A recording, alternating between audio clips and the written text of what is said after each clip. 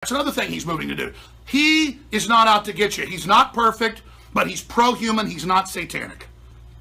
The good news is, no matter what they do to Trump, or no matter what they do to me, the human desire for liberty and the fact that a program is being set up to phase out humans, bring in robots, make us obsolete, and do all this is actually reactivating the human life force potential and the human drive to survive and excel, and it's happening now, and it is a magic time, and I am so honored to be here with all of you. We already succeeded. We already won. It already happened. The enemy already gotten beat. With their algorithms, they admit they can predict the future now with all these mass movements. They can see they're going to fail in the future. So now they're trying to convince you you lost so that you don't realize the victory you already have going forward. Because no matter what happens to Trump, this is only going to continue. You understand? This is the human destiny. This is the Great Awakening. This is asking God and providence back into our hearts. This is saying no to the culture of death, no to the New World Order.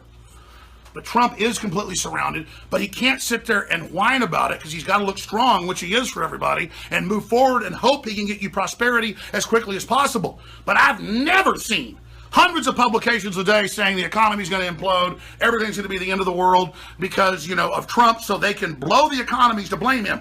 They did the same thing starting 6-8 months ago in Brexit, 7 months ago. What was Brexit, 7 months ago, Buckley? Yeah. They did the same thing. They said, we're going to destroy your economy. They're so arrogant. They go, oh, you want your own country? You don't want to be under our control? We're going to destroy you and not let any of your bread be sold, or your sheep be sold, or your beef be sold, or your grain be sold, or your bottled water be sold to the EU.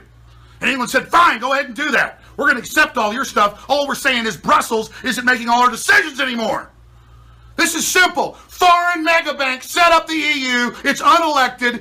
Through trade deals like TPP previously, they got people roped into it. We were about to go under it, and America said no, and that's what's happening. But the globalists got to watch their ass now because they want the end of man to be here and their humet to be over. They want all about machines and digital and social engineering and control and manipulation.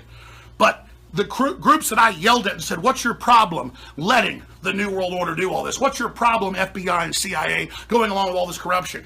Why are you part of this? And they listened, actually, and were the key players in bringing down Hillary and the globalists and the pedophile rings in the last election. So again, New World Order, don't think that you're going to sit there and manipulate the warriors that make this country so strong and destroying themselves and their family. They now know about your plan to bring us all down, and they're now working overtime to defeat you and have a system that's pro-human. So you get ready for that, and know, if you want a war with humanity, I'm telling you, you can feel my spirit leaning up against yours, globalist. If you want a war, you better believe you got one, and my soul and my will and everything in my ancestors is against you. So you feel that, New World Order and George Soros, and I want everybody to pray with me that God strike you down politically and lay you low and show you for the scum you are.